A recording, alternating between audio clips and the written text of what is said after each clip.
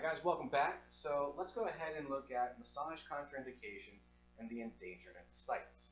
So when it comes to a contraindication, a contraindication is a situation that requires the massage therapist to either alter or modify the techniques or refrain from providing massage at all.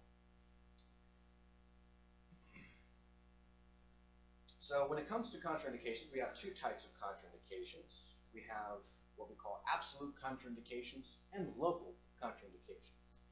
When it comes to absolute contraindications, that means that massage is absolutely disadvantageous for your client, and we should not provide any massage at all in these situations. So typically, absolute contraindications include infectious diseases and contagious diseases, widespread or systemic infections or inflammation in the body, chronic diseases and exasperations such as rheumatoid arthritis. And then if the client is in a state of medical emergency, if they're having a heart attack, obviously don't. And then there can just be regular pathologies that might be present that are in exasperated states that could deem massage as ill-effective. So people with cardiac insufficiencies, renal insufficiencies, or anything along those natures usually pose issues or considerations for massage to where we would not provide it. Now, on the flip side, we have local contraindications. These contraindications just say that we should not work in an area or avoid an area.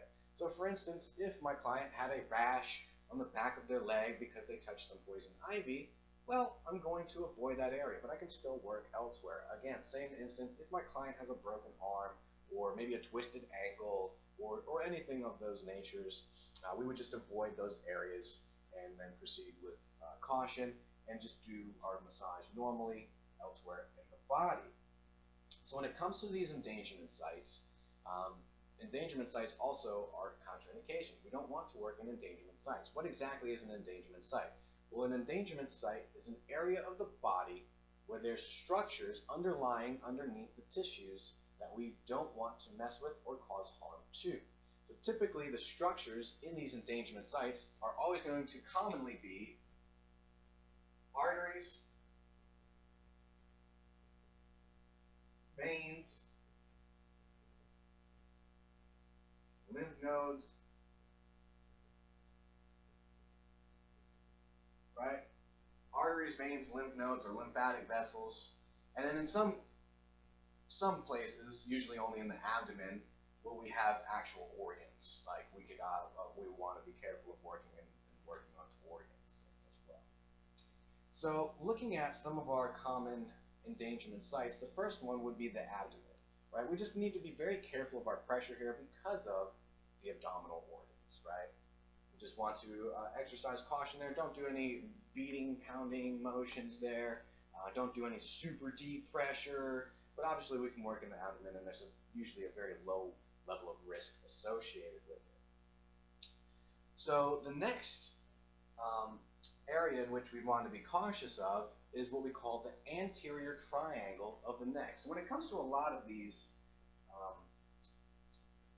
cautionary or endangerment sites of the body, they're usually triangles. And so the first triangle is going to be right here in the front of the neck. And this is a very,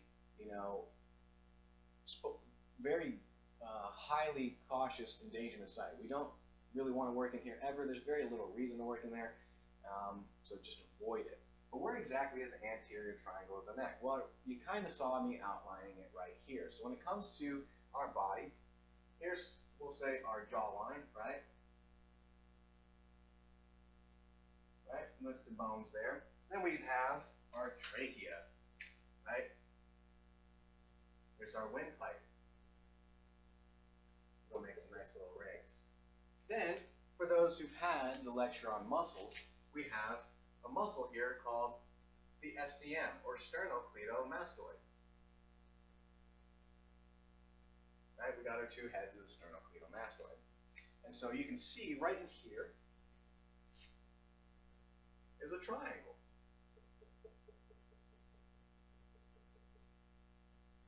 So this is the anterior triangle of the neck.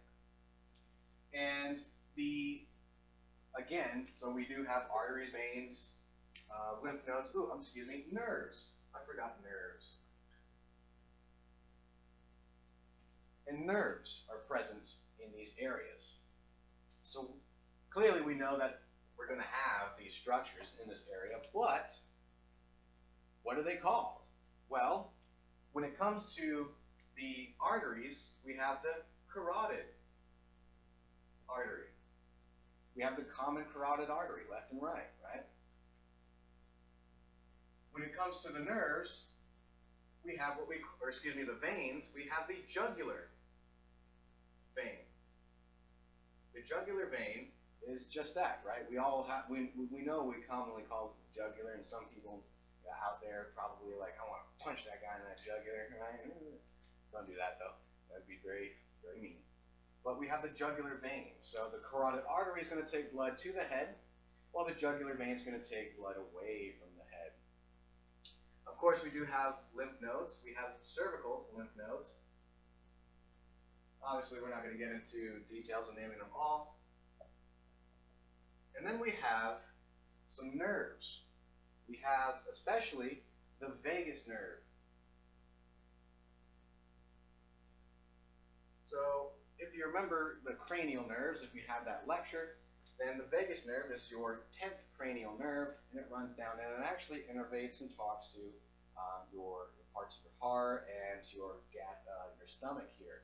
And so overstimulation of the vagus nerve can cause vasovagal syncope, which means that you faint, the pass out thing. And it's a very negative situation. It causes immediate drastic drop in blood pressure and fainting. Not a good thing to stimulate the vagus nerve in the negative way. So be very careful when working in the anterior triangle of the neck. So on the flip side, if we have the anterior triangle of the neck, well then we must have a posterior triangle of the neck. So where exactly is the posterior triangle of the neck? Well, the posterior triangle of the neck, if this is the front, well, this must be the posterior. So let's go ahead and draw our little gentleman here. Again, we're going to draw our jawline. So here's our mandible, right? Yeah, nice little mandible there. Here's we'll even draw the part of our skull, right? Mastoid process. So, first landmark is going to be, one, the SCM. Again, we got the SCM. Then we have our trapezius, our upper trapezius. And a muscle that, a bone that connects these muscles together called the clavicle.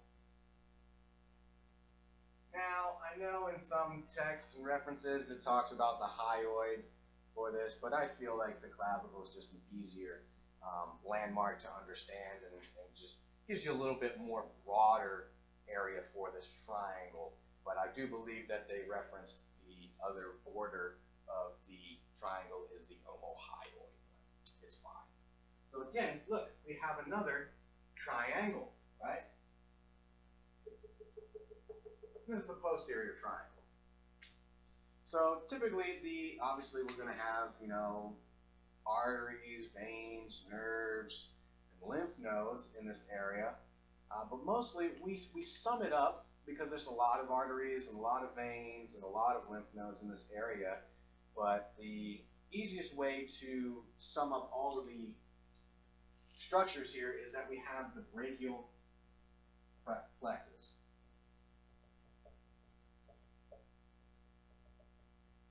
So the brachial plexus is a large cluster of nerves coming out from parts of the cervical region of the neck, which then goes down underneath the clavicle and then into the arm and innervates the arm. So we'll have all of the nerve endings of the arm and so on and so forth. And we'll have some of the blood vessels, usually like the subclavian right here, and part of the carotids and everything coming through here. Nah, not really, but we'll have blood vessels that we want to be cautious of. So for the easiest summation of what we need to worry about in the posterior triangle of the neck is the brachial plexus. Now I know a lot of massage therapists do work in this area, and it's relatively safe. We just need to exercise a lot of caution because there's a lot of structures in here that we'd actually like to work, such as the scalenes and maybe some of the hyoids, right? And of course we'd even want to work on part of the SCM here. Make sure you work posterior of the SCM, not anterior of the SCM. So just be very careful, exercise extreme caution when working the posterior triangle of the neck. So some other triangles that we'll look at, and we'll have more throughout different lectures. But one more common triangle of the neck that triangle that we want to look at is called the inguinal triangle. So what exactly is the inguinal triangle? Well, it's in your pelvis, near your pelvis, right? So let's draw a pelvis here. So for those who've had the lecture on the hips, right, here's our sacrum and coccyx, the nice little open bowl, sacrum.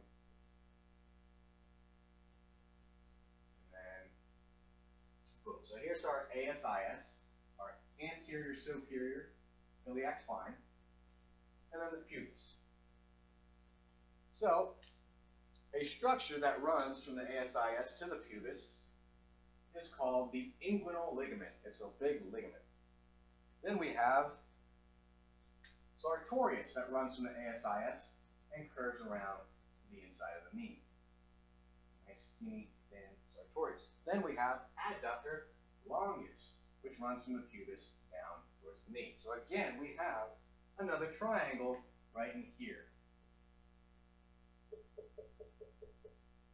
So those are the borders of our triangle here. We have the inguinal ligament, we have sartorius, and we have adductor longus.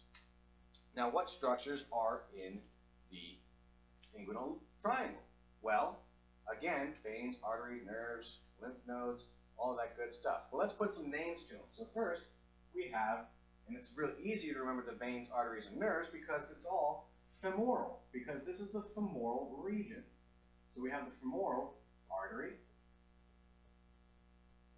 we have the femoral vein, and then we have the femoral nerve. Then, one different structure that we also have is the great saphenous vein.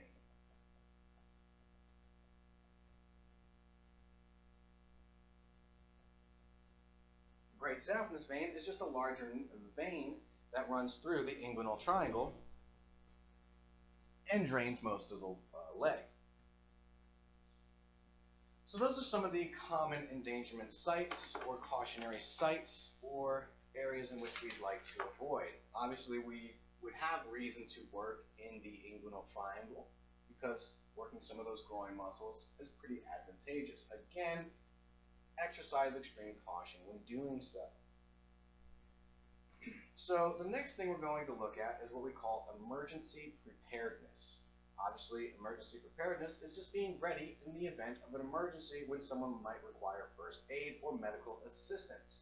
So when it comes to emergency preparedness, and something that can help you with emergency preparedness, and that just helps you with one, job opportunity and professionalism, is to make sure you're CPR or an AED certified. Now, if you are CPR and AED certified, you will have a good training on most of these conditions and how to resuscitate and assist people in emergencies. But the general standards of your emergency preparedness is to, one, check to see if the client is responsive. First, make sure they're not just sleeping on your massage table and try to wake them up, right? But if they're non-responsive and non-communicative, then you will call 911, call the emergency number. Then make sure that you, one, calmly and collectively explain the state of the emergency, what's going on, where you're located, explain any signs or symptoms you noticed with the client before they became unresponsive. So if they were acting really dizzy, maybe they clenched their chest before they passed out, which would be signs of a heart attack. Explain this to the dispatcher. And then stay on the line with the dispatcher, because usually they can provide you assistance or offer you advice in which you can do to help in the situation. Or if the situation changes, you can inform the dispatcher of that information. So make sure you also have in your clinic a first aid kit, usually stocked with normal first aid materials, band-aids, gauze, tape, bandage tape, tweezers, medications if you need, scissors, all that good stuff available in your first aid kit. So just a few different conditions in which we might experience emergencies in our clinic. Let's look at a few. So we have choking. Now, again, not too common in the massage practice, just because people aren't going to be eating or drinking anything and all that. But for instance, if your client is maybe eating a mint, sucking on a mint, because most massage spas and everything do have mints available for their clients to partake on. Or if the client is chewing gum and they're laying face up on the table and they're chewing gum, and it falls back and lodges into their throat, and then our client will then become a choking victim. So, of course, we all know the Heimlich maneuver, right? We can all understand how to do the Heimlich maneuver. But first, the instance is to, one, have someone get ready to call the emergency number, 911, in case that the client cannot get better. Perform the Heimlich maneuver by taking your fists and right there underneath the sternum there, and an upward motion to try to dislodge or get the air to dislodge the apparatus. So make sure you check for common signs of choking. Obviously, if the client is unable to breathe or unable to talk, then they're choking. Now, if the person is choking, then they're probably not choking completely. If they can still talk and breathe, obviously the air passageway is not blocked. Another instance that you might see, and albeit all of these conditions would be pretty rare and very far and few, if ever you would experience it in your massage practice, but to understand and have some idea of what you would do in these instances. So we have what we call hypoglycemia. This is what we call low blood sugar. So obviously our diabetics might be prone to have this. This would probably be one of the more common instances that you probably see in your massage practice. So for instance, if your diabetic was insulin dependent and they took too much insulin, it can cause hypoglycemia. Or if your diabetic client has not eaten anything in a while, they could have dropped in blood sugar levels. So hypoglycemia is actually worse than hyperglycemia. And so symptoms of hypoglycemia would be almost like the person's drunk. They would kind of slur their speech, they'd be very incoherent, kind of out of it, and really lethargic, weird, really unable to communicate properly. They might even be cold, clammy, might even look a little pale. So when a client is having a hypoglycemic episode, make sure you have some sugary snacks available. Usually a soda, because it's going to hit the system a lot quicker. So just get them a soda, or get them a sugar packet or something, and just let them slowly sip and eat that, and just monitor and stay with the client, and make sure that signs and symptoms dissipate after a little bit of time. If they don't get better, then you should call authorities and call the emergency hotline. So something that's not going to be as common is a stroke. So people might understand what a stroke is, but a stroke is a cerebrovascular accident or brain attack. Most people don't say brain attack, but usually a stroke, so, oh, it's a stroke. Heart attack seems so severe, but a stroke is a brain attack.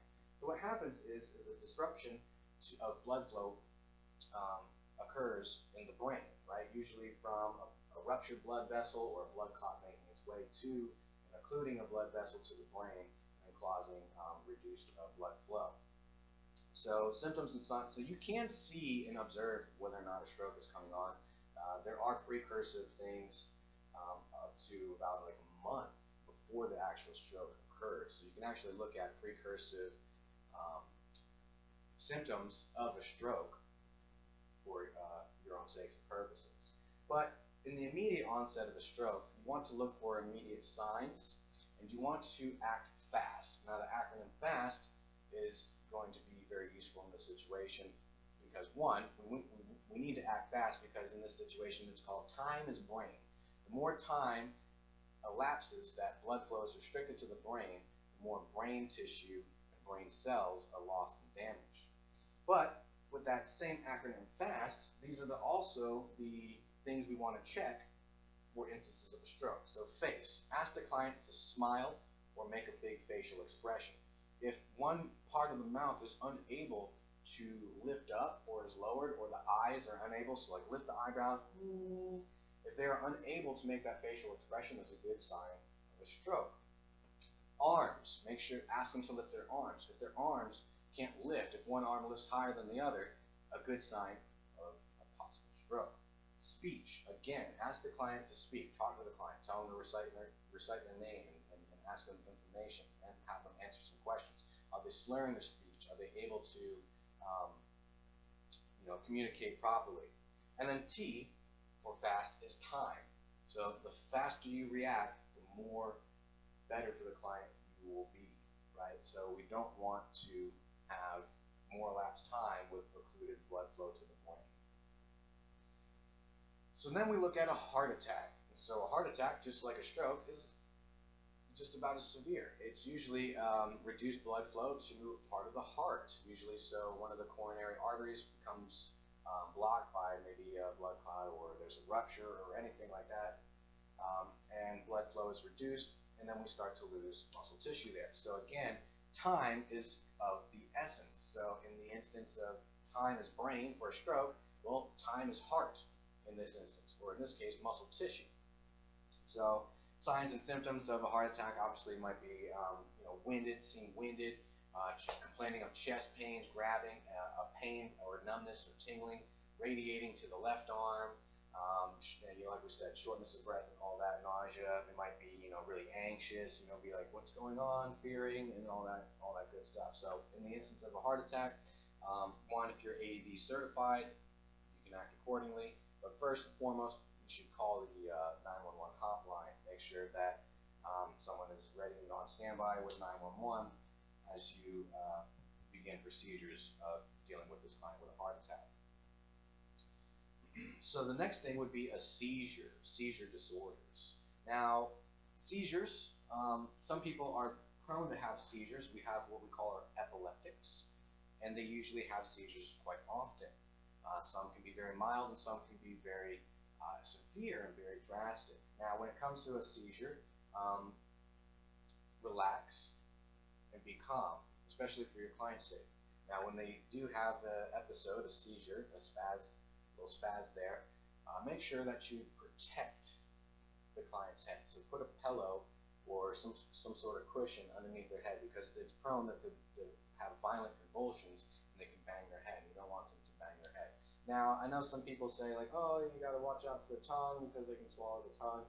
I do believe that's a myth. I haven't heard any cases of this, and if I'm wrong, please correct me. But usually that's not a huge issue. So first, like we said, make sure that you just protect the client. Don't restrain them just like locking and holding them down. Just make sure that they can't hurt themselves. Make sure they can't bang their head on anything. Keep a pillow under them, and then just wait for the episode to subside. And then if they don't regain consciousness after a good period of time, then you might want to call authorities. But usually after the episode is finished, not too long after they regain consciousness. Now, you should probably have 911 on standby anyways, but usually you want to wait out the seizure before you really enact on anything too drastically.